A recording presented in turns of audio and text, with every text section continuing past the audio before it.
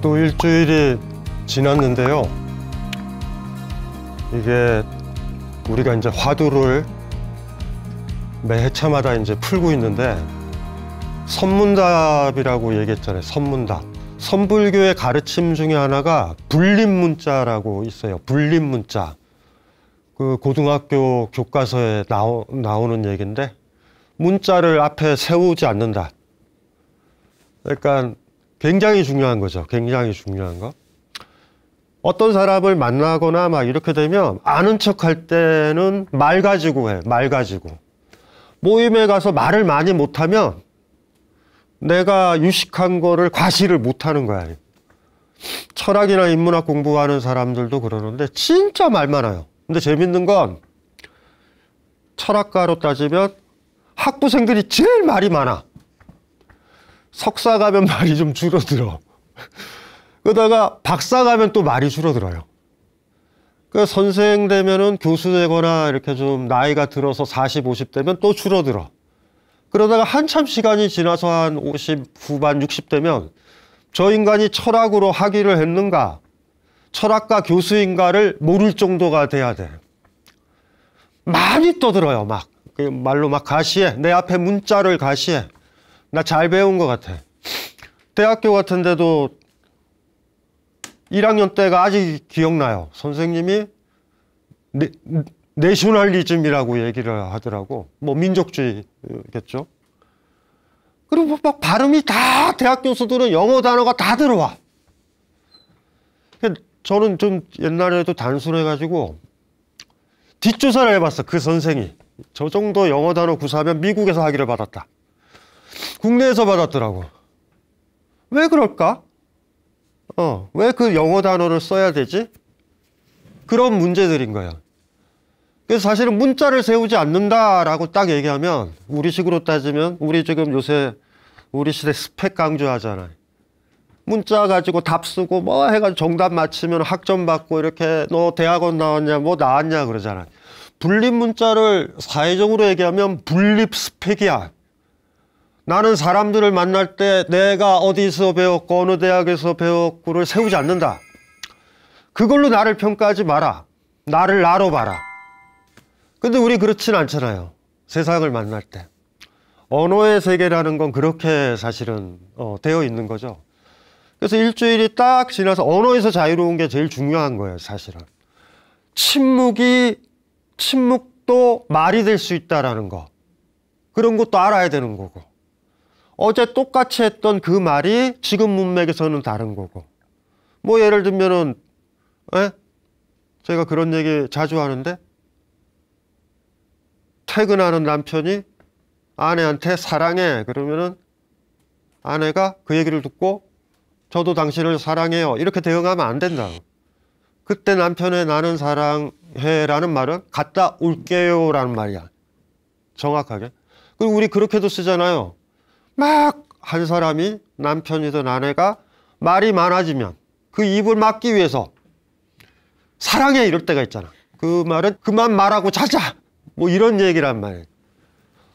그래서 사실은 문학을 소설을 시를 많이 봐야 된다고. 그러면 문맥이 너무 다양하다. 왜 저 사람이 저런 말을 했는지 아는 거지. 꼬맹이들 같은 경우가 이제 엄마랑 다투거나 그럴 때 말을 꼬지god대로 해석을 한다. 엄마는 그런 깊은 뜻에서 얘기한 게 아니야. 근데 그 말을 진짜로 믿고서 뭐 예를 들면 집을 떠난다던가. 엄마가 그럴 때 있잖아. 너 나가!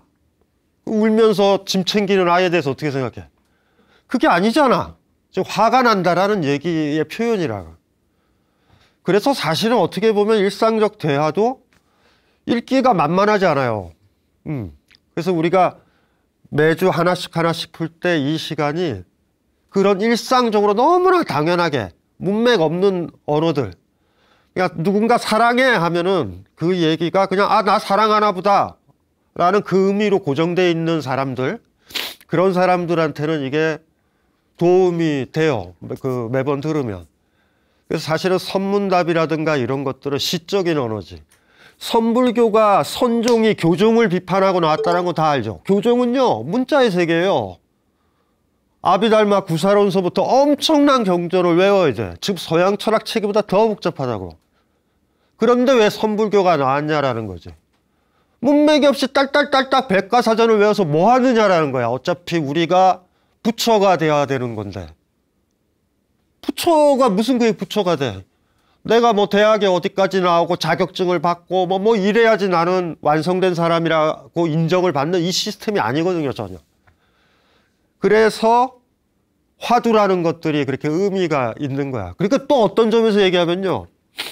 교종에서 자랑하는 그 대장경 있잖아요. 대장경 전체가 화두 하나에 응집돼 있다라고 봐도 된다고. 지난 시간에 전등록 얘기 들었죠? 강요를 못 한다니까? 등이 이렇게 깨달음의 불빛이 있잖아. 이 색깔이 다 다르다고 그랬잖아요. 내가 예를 들면 종이면 종이가 타오르는 불빛. 그리고 저쪽이 풀이면 마른 풀이면 마른 풀이 타오르는 불빛이 다 다르다고 색깔이. 부처의 얼굴이 다르듯이. 젖은 풀이면 또 이 색 모양이 다르다고. 똑같지가 않아요, 전혀. 그래서 어쨌든지 간에 그 매번 이렇게 들을 때마다 이렇게 시청자분들은 그렇게 생각을 하면 되는 것 같아요. 또 집중을 또 해야 되는 거예요. 문학작품이라고 봐도 돼요. 시라고 봐도 돼. 도대체 이게 무슨 말이야? 이렇게 고민을 해가지고 그 말이 의미가 딱 있으면 굉장히 좀 일단은 평안하고 자유로운 느낌이 드니까. 오늘은 제가 얘기했죠. 무문관이라는 책 원래 순서대로 안 한다. 왜냐하면 그거는 무문스님, 무문관이라는 책이 나왔을 때 1번이 제일 쉬울 거 아니에요. 책도 첫 페이지가 어려우면 안 팔려요. 진짜 어려운 거는 저 뒤쪽에 가 있어야 돼. 걷잡을 수 없게 됐을 때. 예를 들면 반 이상 다음에 어려운 게 나와야 된다고. 처음에 장벽이 높으면 안 되잖아요. 그래서 사실은 옛날에 이 무문관이 나왔을 때 순서랑은 제가 다르게 한다고 그랬잖아요. 제가 봤을 때 우리 이웃들이랑 이걸 보려면 지금 하고 있는 순서대로 해야 된다. 그래서 오늘 선택한 게 이거예요. 그때처럼 다시 한번 요거 한번 읽어볼게요. 천천히. 암한주인이라고 원래 무문관에는 12번째 나와요. 서암, 사원, 화상은, 그러니까 서암 스님은 매일 자기 자신을 주인공하고 부르고서는 다시 스스로 예 하고 대답했다. 그리고는 깨어 있어야 한다. 예. 남에게 속아서는 안 된다. 예 라고 말했다. 깨달은 스님이에요. 서암 스님의 이 화두가 이제 황당한 거야. 근데 이게 12번째인데 제가 봤었을 때는 사실은 이게 첫 번째 와도 사실은 됐었을 것 같아요. 네? 다시 한번 보면은 아침에 서암 스님 일어나서 제일 먼저 하는 게 뭐예요? 여기 TV 화면에 저기 스님도 있잖아요. 저렇게처럼 이제 시작을 하면 스스로에게 얘기하는 거야. 약간 맛이 간 큰 스님으로 볼 수도 있어. 스님 거처에서 소리가 나는 거야. 자기를 부르는 거예요. 뭐라고 부르냐면 스스로 주인공 하고 자기를 부르는 거야.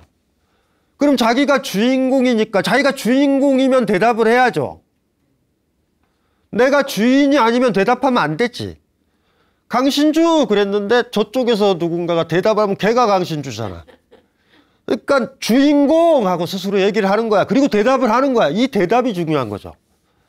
주인공 했는데 바깥에서 뭐 상자 스님이나 방금 머리 깎은 스님이 네! 그러면 이거 답이 없는 거예요, 이게.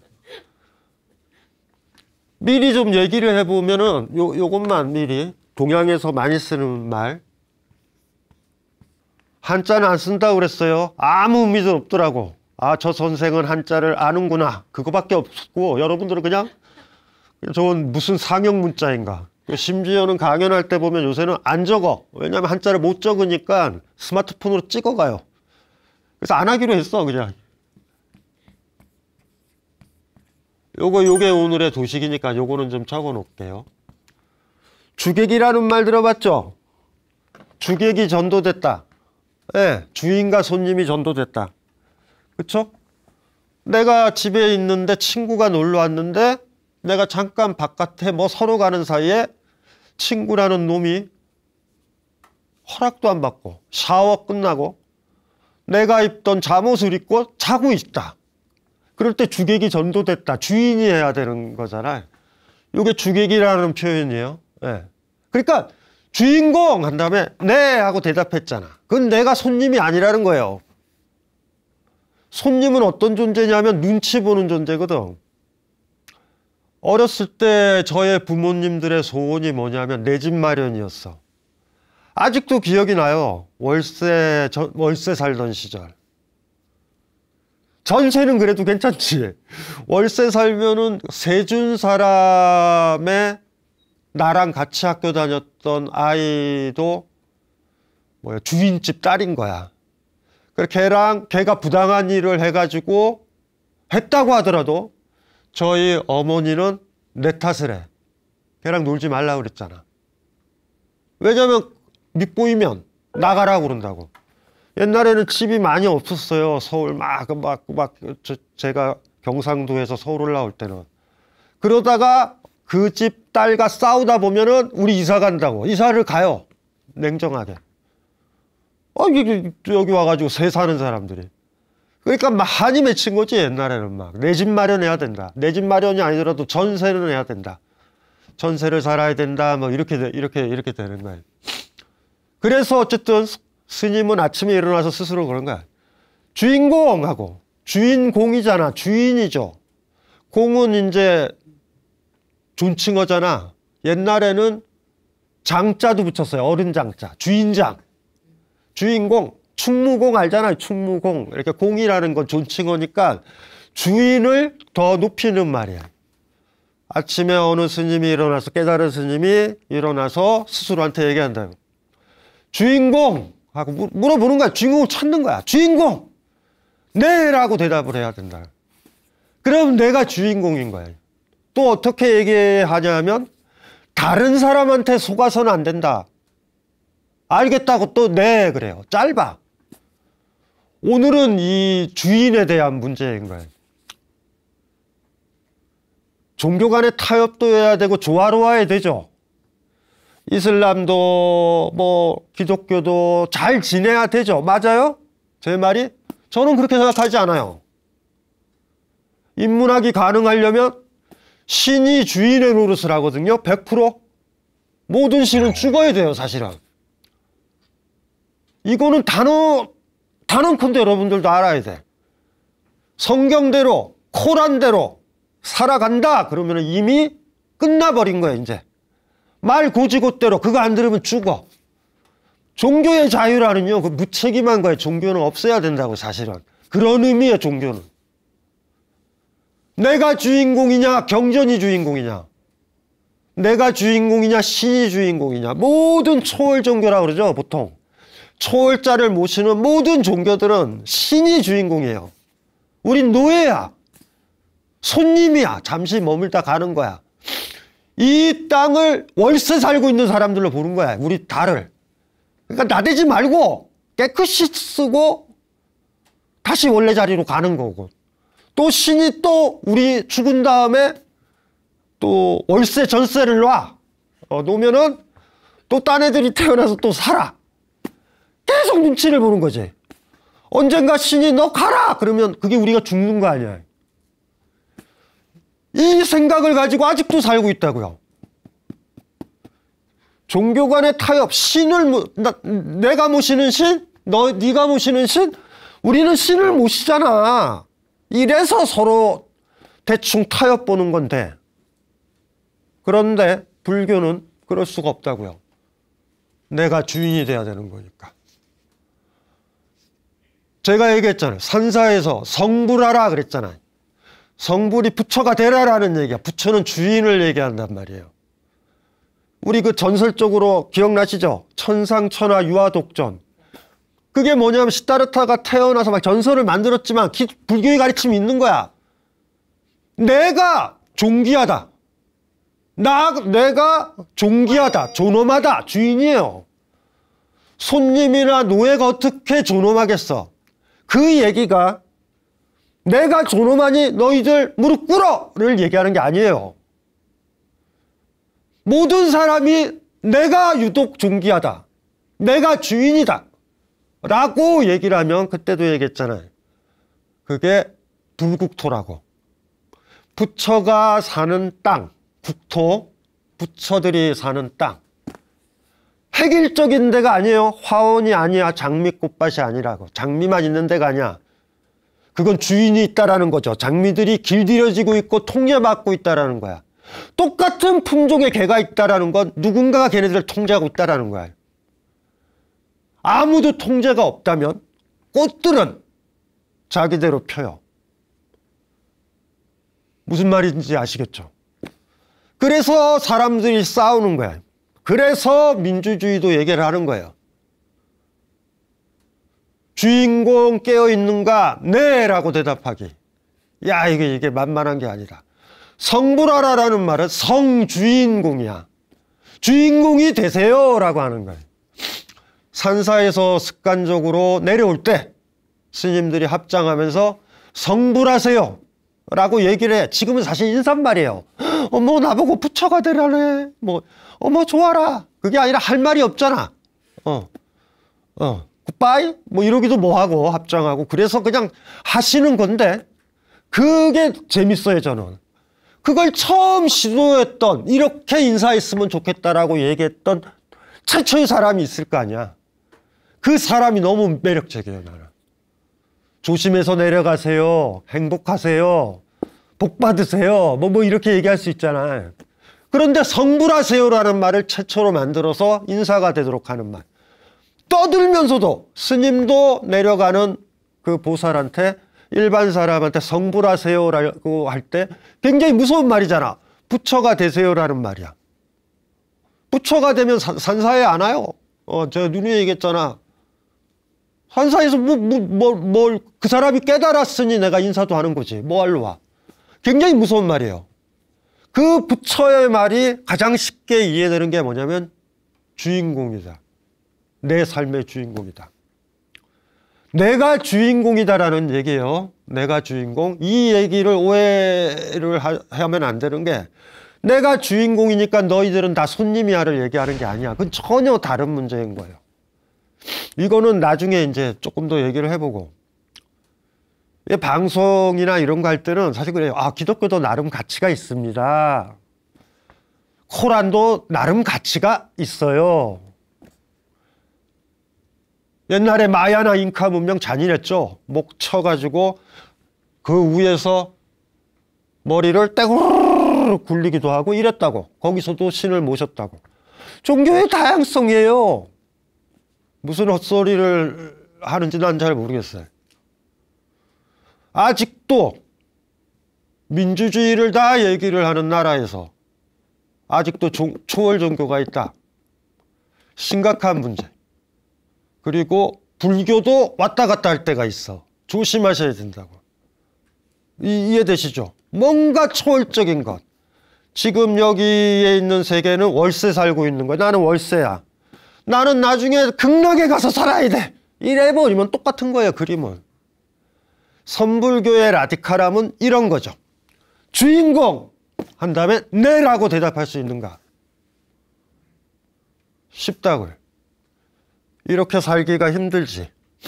굉장히 힘든 거예요, 이게. 그거 한번 해볼까요? 아침마다 이거 해보세요, 진짜. 아침마다 이거 들으시는 분들은 어떤 엄마가 있다고 하자. 여기 같이 지금 계시는 분 중에서 모녀 커플이 두 분이 있는데, 엄마가 딸들 키우느라 굉장히 힘들다고. 공주고 엄마들은 이렇게 생각해. 나는 하녀야. 거의 그렇게 생각해. 막 그러니까. 근데 이거를 어머니 두 분이 진짜로 하는 거야. 아침에 일어나서. 뭐 이렇게 해 그냥 차가운 물 하나 갖다 놓고 하나 딱 마시고 목 푼 다음에 푼 다음에 주인공! 네! 내가 주인공이라고 답했잖아. 그리고 우렁차게 나와. 이렇게 나와. 그러면 딸이 이럴 수가 있어. 엄마 수건 좀 갖다 줘. 방금 주인공이라고 그랬잖아. 그걸 어떻게 갖다 줘? 뭐라고 얘기할 것 같아요, 딸한테? 내가 네 종이냐? 굉장히 소중한 거예요, 우리가 까먹고 있는 거. 누구를 사랑하는 거는요, 엄마니까 나를 사랑해야 돼 라고 딸이 얘기하면 안 돼. 사랑은 그 사람이 자발적으로 했을 때만 의미가 있는 거야. 제일 나쁘게 말 배운 애들은 이래. 엄마니까 나 돌봐야 되는 거 아니야? 남편이니까 아내니까 나 돌봐야 되는 거 아니야? 노노노노. 그 사람이 나를 잘해주면 고맙게 여겨야 돼요. 당연하지. 사랑한다면 당신은 나한테 이렇게 해줘야 될까? 사랑의 최악의 발언이라. 사랑한다면 그 사람을 주인공으로 생각하는 거야. 이해되세요? 주인공이야. 부탁을 할 수 있지. 수건, 내가 지금 너무 힘든데 수건 좀 갖다 줄 수 있어요? 이럴 때 있잖아. 근데 상대방이 지금은 힘들어 이럴 때가 있잖아. 그럴 가능성은 없지만 그 얘기를 해도 서운하지 않게 생각해야 돼. 그 사람은 주인공이니까. 손님이 아니니까. 주인공이라는 말을 고민을 많이 해야 돼요. 이 안에 모든 인문학과, 모든 소중한 가치가 다 있어요. 문학을 아무리 살펴봐도 검열받는 거 싫어하잖아, 문학자가. 너 이거 쓰지 마. 써! 이거 왜 싫어해요? 내가 작가잖아. 내가 내 작품의 주인이어야 되는데 국가가 주인이야. 이러니까 화가 나는 거죠. 그러니까 주인이라는 말이 부처가 가지고 있는 가장 핵심적인 뜻 하나다라고 서암 스님은 얘기하는 거야. 또 하나. 서암 스님은 깨달은 사람이잖아. 근데 아침마다 이고 있어요. 이거 또 왜 그럴까? 왔다 갔다 한다고 죽을 때까지요. 주인이 딱 됐다고 그래가지고 야 이제 영원한 주인이야 이러지 않아. 어제는 주인이었는데 오늘은 완전히 손님이 돼버리고 막 왔다 갔다 해. 이거는 경전에도 많이 나오는 말이에요. 그러니까 사실은 어떤 선언을 하는 거죠. 그게 매력적인 것 같아, 서암 스님이. 나 깨우쳤어. 야, 너 알잖아. 이미 돌아가신 큰 스님이 나보고 깨우쳤다고 얘기했잖아. 이런 게 아니에요. 아침마다 다지는 거야. 그러면 사실은 요 질문을 계속 던지는 이유가 뭐냐면 죽을 때까지 나한테 손님의 측면도 스물스물 올라와 있다라는 거야. 자기도 모르게 제자들이지만 제자들 눈치 볼 수 있잖아. 오늘은 많은 행사라서 시주도 많이 들어오니까 큰 스님이 한번 나와서 설법을 해주셔야 돼요. 그럼 곰곰이 생각하면 가야 되긴 되는데 내가 밥도 먹고 쟤네들이 날 돌보니까 돈벌이 하는데 도움도 돼야 되는데 이런 생각도 들잖아. 이해되시죠? 무슨 말인지 알죠? 남한테 속아서는 안 된다라는 두 번째 질문이 그래서 나오는 거야. 남한테 속아서는 안 된다. 네. 남한테 속는다는 얘기가 별게 아니죠. 남한테 휘둘리는 거야. 이게 만만하지가 않아요. 주인공하고 외쳤지만 또 만만하지가 않아. 나는 너랑 사랑하는 사이니 의무적으로 그 사람이 요구를 하면 내가 해주면 안 되잖아, 사랑은. 내가 하고 싶을 때 해야 되는 거잖아. 힘들어요, 이런 것들이. 주인공, 이런 말. 제가 얘기를 하면서 초월적인 신들, 주인으로 상정되는 사람들, 우리는 뭐야? 우리는 손님이고, 이 세계에 덧없이 온 손님인 거야. 이런 것들에 대해서 내가 싫어한다고 그랬잖아. 왜냐하면 불교의 바닥에 있는 뿌리는 거기에 있어. 불교는 이슈바라라든가 브라흐만이라든가 초월적 신에 대한 공격으로 나왔어요. 인도 내에서는 불교는 이단이야. 그런데 그 이단적 사유가 2000여 년 전에 생겼다는 게 놀라운 거라고. 그런데 시간이 흐르면서 또 타락을 해요. 불교 내부에서도 또 자꾸 주인을 만들어. 불상도 만들고 막 숭배도 하고 이렇게 돼. 그런데 또 불교는 힘이 있어. 내가 존귀한 사람이다. 내가 부처다. 내가 주인이다. 이 선언을 하는 거예요. 그래서 사실은 내가 주인공이다 라고 딱 얘기를 하는 순간 철학 공부했던 사람이나 인문학 책을 좀 읽은 사람은 금방 떠오르는 게 누구냐면 니체라고. 이 부분에 있어서는 니체가 신은 죽었다라고 했을 땐 인간이 주인이 된다라는 선언이에요. 그걸 까먹으면 안 된다고. 그래서 간혹가다 철학자들 중에서 불교와 니체와 관련된 글 쓰는 사람도 있을 거야. 왜냐하면 비슷하거든. 아트만 공격하고 실체 개념 공격하기도 하고 신 공격하기도 하니까 인간을 위해서. 그래서 그거를 조금 생각이 들어요. 서양 철학도 마찬가지야. 니체가 나오면서 니체도 있고요, 기독교도 있고요, 카톨릭도 있고요, 개신교도 있고요. 문화는 공존해야 돼요. 공존이 아니라 저 같은 경우는 초월적 신을 믿는 사람을 나를 만나자고 하면 만나질 않아요, 기본적으로. 근데 성견지명이 없잖아. 가다가 만나게 될 때가 있잖아.